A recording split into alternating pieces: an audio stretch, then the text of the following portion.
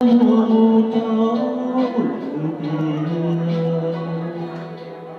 chỉ cho nó không cửa đâu. Thảo có cái nào vui sao nhỉ? Chào các bạn không?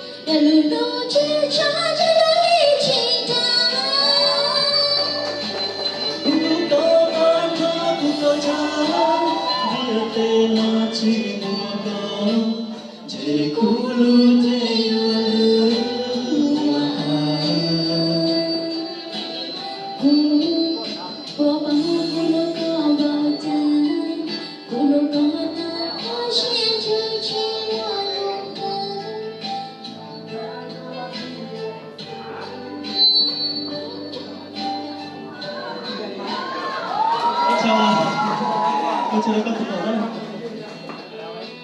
Chứ là tớ thì biết đâu nè. Thảo chị Thảo ấy ạ. Dạ thì lúc đó hai người là chị bà đã chơi rồi. Sao chị chân Thảo à? Con rất là vui tại buổi trình tàn thiết.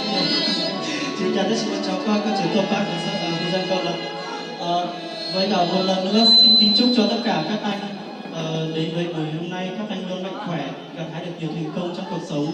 Kính chúc cho ban nhân lạc của Nghệ An luôn dẫn dắt được đoàn luôn phát triển mạnh hơn nữa, gặt hái được nhiều thành công và góp được nhiều cho bên ban liên lạc của Hà Nội.